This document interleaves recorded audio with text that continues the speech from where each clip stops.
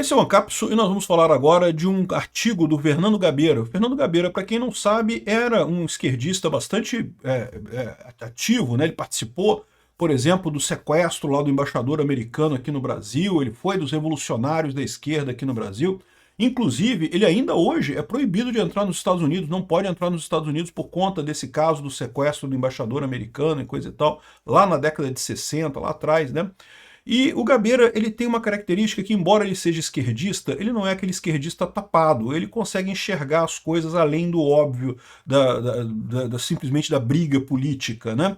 E ele fez uma coluna aqui que é tocante. É tocante e é importante também porque, de novo, é um cara de esquerda falando sobre o assunto, né? Muita gente aqui na sociedade brasileira, na elite aristocrática, simplesmente quando alguém reclama, que o tratamento absurdo que são dados às pessoas que estão presas do 8 de janeiro, a Débora do Batom, é um absurdo, esse tipo de coisa. Aí eu penso, não, isso é bolsonarista falando, como se fosse uma coisa, né, sim, isso não quer dizer que bolsonarista falar não importa, né, é um absurdo isso também, porque, né, não tem lógica isso. Mas enfim, nesse caso aqui, é um cara de esquerda falando isso, um cara sensato, falando sobre uma brutalidade que está acontecendo com uma moça chamada Leca. Leca é o apelido dela, né? Vamos entender o caso aqui, ler a coluna dele, porque realmente é tocante esse caso. É mais um caso dos muitos. Cara, foram 1.300 pessoas presas no dia 9 de janeiro no acampamento de Brasília.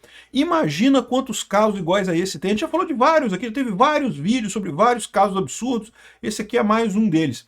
De novo, o importante aqui é o cara da esquerda que está levantando o caso. Essa notícia foi sugerida por A. Mael, um democrata cristão, Peter, o druida e várias outras pessoas. Obrigado aí ao pessoal que sugeriu a notícia lá no nosso site, no visãolibertaria.com. E obrigado a você que está assistindo o nosso vídeo. Se você gosta do nosso conteúdo, por favor, deixe o seu like e se inscreva aqui no canal, né? Pois bem, o Gabeira escreve muito bem. E ele explicou aqui o seguinte, olha só, há pouco mais de 2 meses atrás eu falei numa entrevista ao canal My News. Falei de modo geral, de uma presa política em condições precárias em Três Corações, Minas Gerais. Fui criticado por me interessar por alguém de direita. Olha só, isso existe na esquerda. O pessoal não, que não pode, é bolsonarista, tem que ferrar todo mundo. Que é um absurdo. Vocês já me viram aqui várias vezes defendendo gente de esquerda. Eu falo mesmo, não tem que perseguir as pessoas só porque é de esquerda. Não tem esse negócio. Se a pessoa fez alguma coisa errada, evidentemente tem que ser perseguida, é lógico que tem. Mas questão de liberdade de expressão, de falar uma besteira, falar alguma coisa, não, pô, eu sou contra isso, não tem nada contra. Pela pessoa ser de esquerda, ela tá errada, mas é o direito dela de fazer, de seguir a vida dela, de acreditar no que ela acredita, né? Aqui, houve quem dissesse que eu inventei o caso. Hoje vou ser um pouco mais específico. Ela se chama Alexandra Aparecida da Silva, tem 43 anos e é ré primária, bons antecedentes. De novo, isso aqui é o padrão do pessoal que estava lá no acampamento de Brasília. Com raríssimas exceções, era todo mundo réu primário, nunca teve problema com justiça, nunca teve problema com nada.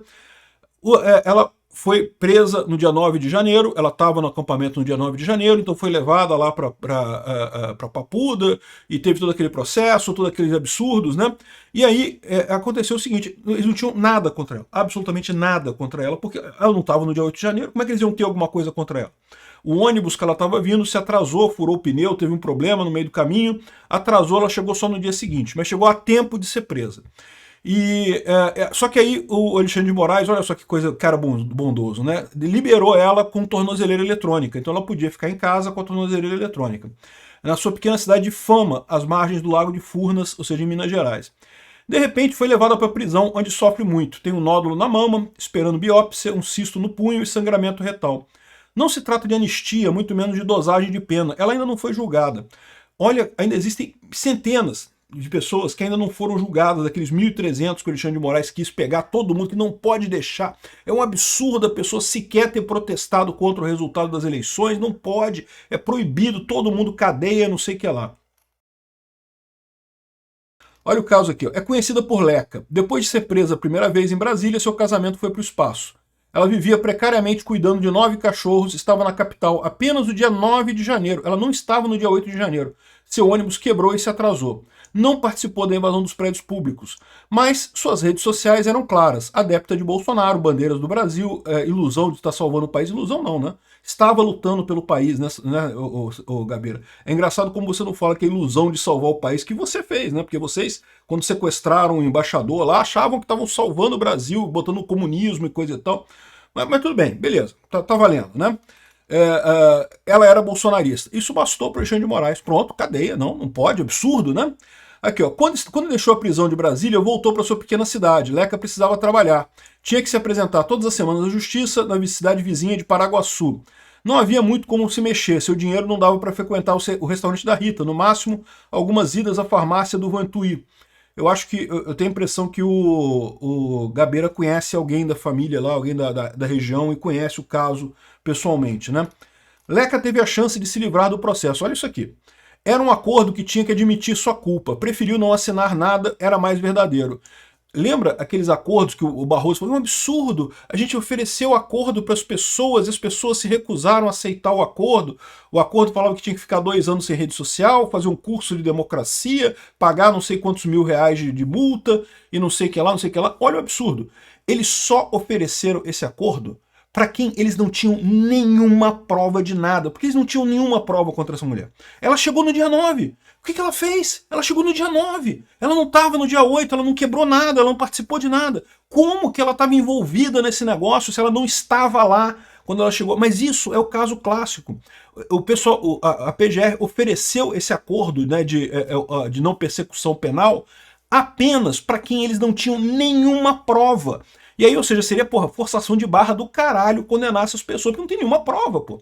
Se tinha uma imagem da pessoa lá no lugar, mesmo que fosse uma imagem que não prova que a pessoa quebrou alguma coisa, que a pessoa participou de alguma coisa, que a pessoa queria, de fato, derrubar o governo ou fazer golpe, como eles estão dizendo, né? A imagem não prova nada disso, mas a pessoa estava lá, pô, já é 14 anos de cadeia, já bota lá as penas de 14, 17 anos de cadeia que o Alexandre de Moraes inventou para esse negócio. Um absurdo esse tipo de coisa. Eles só ofereceram esse acordo de não persecução penal para quem eles não tinham nenhuma prova. Isso é um absurdo. Isso é uma violência com essas pessoas, né? E algumas pessoas aceitaram, né? E eu falei na época, eu falei, olha só, eu não sei, eu sinceramente não sei o que eu faria. Porque, por um lado, é um absurdo você assumir um crime. Porque lembra, para você fazer o acordo de não persecução penal, você assume que cometeu o crime. Você, não, eu cometi o crime, mas eu tô me arrependido aqui, eu vou dar um jeito aqui, coisa e tal. Então, assim, você assume que cometeu o crime e se livra das coisas. É um absurdo, mas é uma coisa que, sabendo que do jeito que o Alexandre de Moraes quer condenar todo mundo a uma pena enorme, o que é melhor, né?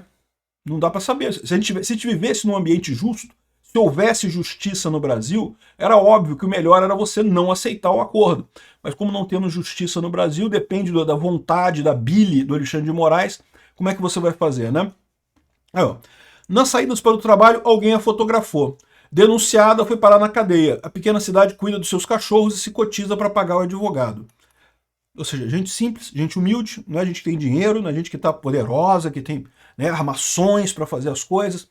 Ninguém a vê como um perigo à democracia. Ao contrário, alguns começam a duvidar se a democracia não é um perigo. Mas é isso que eu estou falando. O Alexandre de Moraes, com essa sede dele dizer que está salvando a democracia, está mostrando para muita gente que, pô, que não tem justiça no Brasil. Que o que está acontecendo no Brasil é que nós não temos uma democracia, não vivemos uma democracia. Né? Essa ânsia de condenar Bolsonaro a qualquer custo, de destruir o movimento da direita porque ele quer salvar o PSDB, eu sei lá o que ele quer essa altura do campeonato, se é a bile dele que está com problema, se é a cabeça dele que está com problema, qual que é o problema do Alexandre de Moraes. Mas o problema é o seguinte, essa sanha persecutória dele, isso está levando realmente as pessoas a enxergarem que o Brasil, não, pô, que negócio é esse? Que porra de democracia é essa que você pode ir pra cadeia desse jeito? Nem todos sabem que o Brasil mudou muito com o fim da ditadura, né? E aqui ele está mandando um recado para o pessoal da esquerda. Porque o pessoal da esquerda fica sempre com esse papo. Não, porque tudo isso vale a pena, porque nós evitamos a ditadura dos militares, né? Porque o Bolsonaro ia dar um golpe, então nós precisamos fazer tudo isso para evitar a ditadura dos... Meu amigo, vocês estão fazendo uma ditadura judiciária. Não salvaram ninguém de porra nenhuma. Os militares foram uma merda? Foram uma merda. Eu concordo plenamente com isso. Foram uma bosta. Foi terrível o Brasil durante os militares. Vocês estão criando um sistema igual aos militares, ou pior ainda. Porque nos militares, pelo menos, você ainda tinha justiça que você podia recorrer. Contra o Alexandre de Moraes, você recorre a quem? Só o Trump. Porque não tem a justiça no Brasil, deixou de existir, não existe mais justiça no Brasil. Aqui, ó, entramos em presídios. Então, assim, ele está falando isso para o pessoal da esquerda. Olha só, o pessoal da esquerda lembra que a maior parte dos brasileiros não passou pelo que a gente passou. E a mesma coisa acontece agora, a esquerda. Sabe quando você vê o pessoal da direita falando assim, não, porque eu vivi na época da ditadura e eu não senti nada, eu andava normal pela rua e coisa e tal. É, cara, porque você não era de oposição, porra, você era do sistema, ou então você não tava nem aí pra nada. E aí todo mundo vivia normal. Ditadura é ruim pra quem é de oposição, lógico, é sempre assim. Se você é de situação, se você concorda com o governo, lá na Venezuela, tem gente na Venezuela que gosta do Maduro, a pessoa tá lá, não é perseguida, não é nada.